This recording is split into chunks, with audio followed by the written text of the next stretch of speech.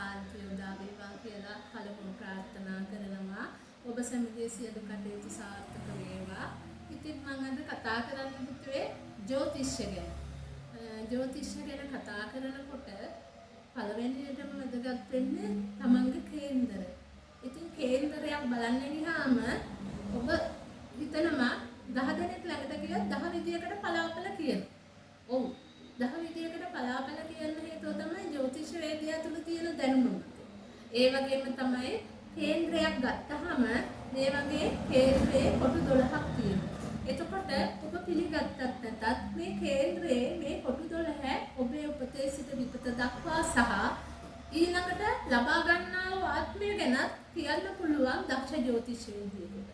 එතකොට මේ කේන්ද්‍රයේ මේ 1 4 7 10 කියන්නේ 4 කේන්දරය කියලා කියනවා. මේ 4 කේන්දරය තුල ජීවිතේ තමන් ගැන, විවාහය, ගේ දොර ගැන, ඒ වගේම කරන රැකියාව ගැන මිනිස්සෙගේ ජීවිතේ වැදගත් කරුණු 4ක් සඳහන් වෙනවා.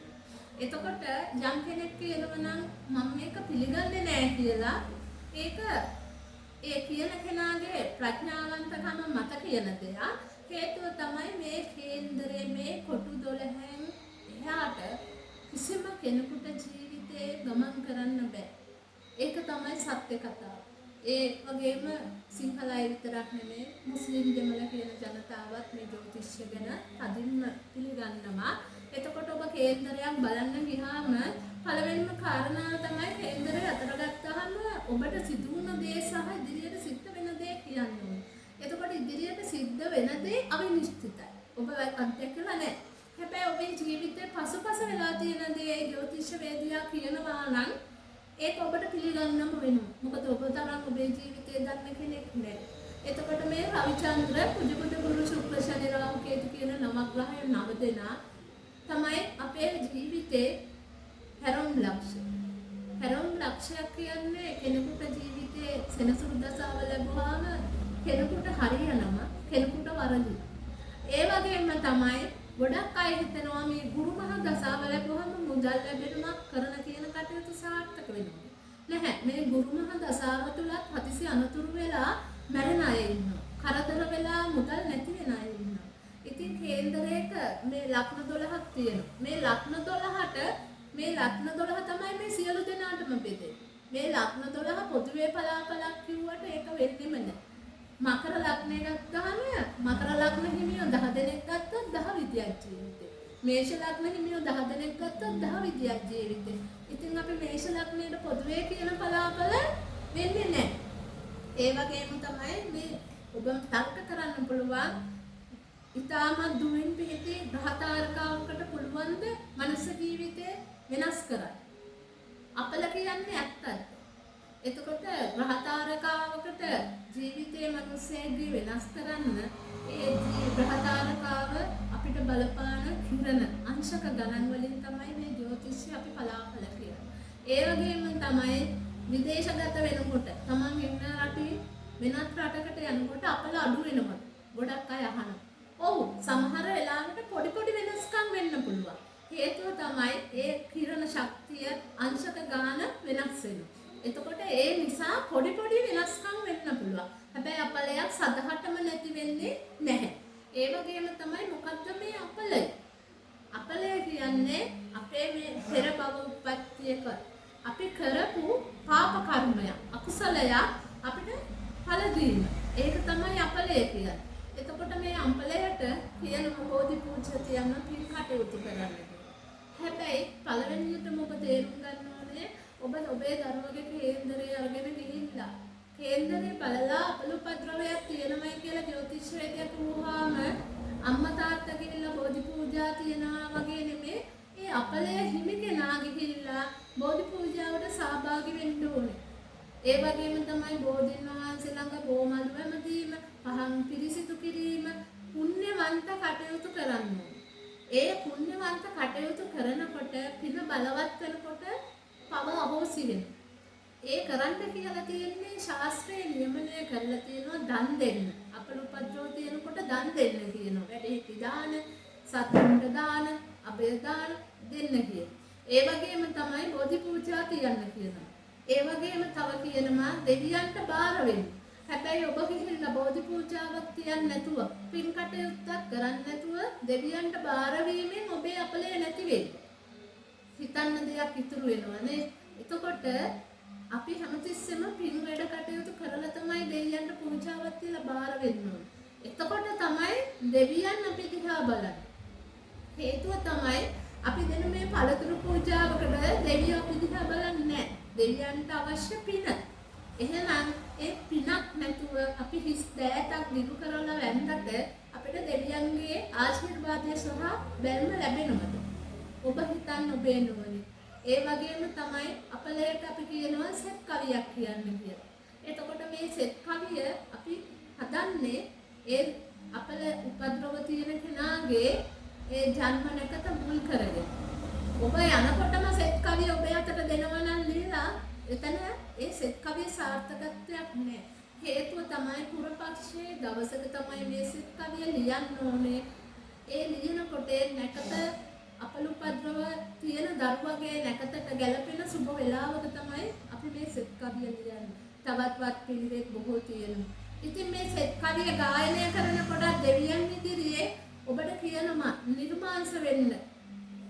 පිළිකුණු වල යන්න එපා. ඒ කියන්නේ ඔබේ මනස සහ ශරීරය පිරිසිදු කරගන්න. ඔබ පිළිකුණු වල ගිහිල්ලා නිර්මාංශ නොවි මස් මාංශ ආහාරයට අරගෙන සෙත් කවියක් කියන්නේ එනකොට ඔබේ ශරීරයම අපිරිසිදුයි. සෙත් කවියක් කියන්නේ මේක ශබ්ද විද්‍යාව හරහා කරන ශාස්ත්‍රයක් සෙත් කවි ශාස්ත්‍රය. එතකොට මේ සෙත් කවිය කියනකොට ඒ දෙවියන්ගේ ගුණ සහ ඔබේ කරදරය ගැන තමයි අපි මේ කවිය පද හතරට ගලපන්නේ. ඉතින් මේක කියනකොට අනිවාර්යයෙන්ම ඔබට පිහිට සරණ ලැබෙනවා. හැබැයි ඒ සඳහා සෙත් කවිය කියවන්න අපලකරු දෙපැත්තෙම තියෙන්න ඕනේ පංචශීලය ආරක්ෂා කිරීමේ හැකියාව. හේතුව තමයි සෙත් කවියක් අපි 7 වරක් ගායනය කරනවා. දින 3ක් ගායනා කරනවා. එතකොට පුරපක්ෂයේ දින 3ක් ගායනා කරනකොට මේ සෙත් කවිය කියනකොට යම් පීඩාවක් විඳින දරුවෙක් ඉන්නවනම් මේ දරුවට යම් සහනයක් අත්දකින්න පුළුවන් වෙනවා. ඒක තමයි සෙත් කවියක් කියනවා කියන්නේ. ඉතින් ඔබ සෙත් කවි ශාස්ත්‍රය ගැන කතා කරන්න බොහෝ කරුණු තියෙන ඔබට ඉතින් මේ අපලකට ඒ ගාමද යන්ත්‍ර දාන්න කියනවා. ඒ යන්ත්‍රයක් දාන්න කියනකොට ඔබට යන්ත්‍රය හදනවා නම් දිනක් දෙකක් යනකොට ඔබ තේරුම් ගන්න ඕනේ මේ යන්ත්‍රයේ බලපිහිටීමක් නැහැ. යන්ත්‍රයක් හදන්න බොහෝ කාලවකවානුවක් ගත වෙනවා. බොහෝ වත් පිළිවෙත් තියෙනවා. එතකොට 10 දෙනෙකුට අபிසම්විධාන යන්ත්‍රයක් දානවා නම් එකවරම තුරන්න බෑ. මොකද අபிසම්විධාන යන්ත්‍රයේ Tamanගේ අපල හිමි කෙනාගේ නම ලියන්න ඕනේ. එතකොට ඒ නම කියලා තමයි අපි පිළිත පේ කරන්න ඕනේ. මම මේ උදාහරණයක් ඔබට තේරුම් ගන්න කියලා. එතකොට 10 දෙනෙක්ගේ නම් 10 එකවර කියලා පේ කරන්නේ නැහැ. නාමිකව එක්කෙනාටයි කරන්නේ. ඉතින් ඒ සඳහා බොහෝ කාලයක් වැය වෙනවා. ශාස්ත්‍රය අද හරියට කරන්නේ නැහැ. ජ්‍යොතිෂ වේදිනුත් ඉන්නවා. කේන්දරය බැලුවාම මේ ලිප්පොතේ තියෙනවා ලක්ෂණ 12ට බලාපල. හැබැයි මම මේක කියන්නේ හැමෝටම නෙමෙයි. ඔබ නැකතක් හදන්න ගියත් මේ ලිප්පොතේ තියෙන සුබ දවසක් දීලා ඒකවල මුදල් අය කරන්න පුළුවන්. ඔබ නිවසකට නැකතක් හදන්න යනවා නම් ඔබේ නිවසේ ඉන්න සියලුම දෙනාගේ කේන්දර අරන් යන්න. වඩා සුබ වේලාවකට නැකත හදන්න පුළුවන්. ඉතින් ජ්‍යොතිෂය කියන්නේ ලොකු පුළුල් වෙච්ච ශාස්ත්‍රයක්. මේ ශාස්ත්‍රය කෙනෙකුට කියලා තියෙනවා මැරෙනකම් ඉගෙන ගත්තත් අවසන් කරන්න බෑ කියලා. ඒ වගේම තමයි මේ ජ්‍යොතිෂය ගැන කතා කරන බොහෝ කරුණු තියෙනවා. මේ ජ්‍යොතිෂයක් දැන් හැලුවට ලක් වෙලා ගොඩක් අය මේ තනින් තන කාර්යාල දාගෙන වැඩ කරලා හැලුවට ලක් වෙලා තියෙනවා. දක්ෂ ජ්‍යොතිෂ වේදියාට ජන්මපත්‍රයක් ගත්තාම ඒ මනුස්සයාගේ ජීවිත කතාව කියන්න පුළුවන්. ශරීරයේ තියෙන උපල්ලපේ නම කතා කරන්න පුළුවන් ශාස්ත්‍රය තමයි මේ ජ්‍යොතිෂ ශාස්ත්‍රය. ඉතින් අද එහෙම දක්ෂ අය ඉන්නේ බොහොම සුළු පිරිසයි. ඉතින් ඔබත් මේ ජ්‍යොතිෂ ශාස්ත්‍රයේ පිහිට සරණ ගන්න. ඒ වගේම තමයි ඔබ මේ කේන්ද්‍ර පරීක්ෂාවක් කරගන්නකොට ඒ කේන්ද්‍ර පරීක්ෂාවේ ඔබේ අනාගතය හරියටම දැනගන්න පුළුවන්. ඔබට හෙට දිනේ වෙන්න තියෙන කරදර බාධක දැනගන්න පුළුවන්. ඒ දැනගෙන ව්‍යාපාරයක් කරනවා බලාපොරොත්තු වෙනවා නම් මේ 10 වෙනි භාවයේ තියෙනවා ඔබට සුදුසු මොනවද? ඔබ කරන්න ඕනේ මොන රැකියාවක්ද? ඔබ මොන ව්‍යාපාරයක්ද කරන්න ඕනේ? ඒ වගේ ඔබ ගෙනාපු දේ මේ කොටු 12ම තියෙනවා. විදේශ ගමන් ඔබට හිමිද? සමහර ඉන්නවා රටේ යන්න පුළුවන්. හැබැයි ප්‍රතිඵල නැහැ. ධනෙ ලබන්න බෑ. එහෙම පිහිටීම් මේ ජ්‍යොතිෂයේ මේ කේන්දරයේ තියෙනවා. එතකොට මාරක අපලයක් ස්වාමියට තියෙනවා නම් දක්ෂ ජ්‍යොතිෂවේදියෙක් එකපාර එක කියන්නේ නැහැ. එතකොට අපි බලනවා දරුවගේ කේන්දරය අරගෙන පියා හිමිවීමේ යෝගයක් තියෙනවද? බිරිඳගේ කේන්දරය අරන් බලනවා. එයාට වැන්දපු යෝග පිළිහිටලා තියෙනවද? ඒ ස්ථීරසාර කරගෙන තමයි අපි ඒකාන්තයෙන්ම බලනවා මෙයාට මේ කර්මය ප්‍රතිසන්දෙනවද කියලා. ඉතින් දක්ෂ ජ්‍යොතිෂවේදියෙක් කියන්නේ තුන්කල් දැක්මෙන් වැඩ කරන කෙනෙක්. තුන්වෙනි ඇහෙන් ලෝකයේ දිහා බලන කෙනෙක්. ඉතින් ඔබත් මේ ඔබේ ජන්මපත්‍රය පරීක්ෂා කරගන්න.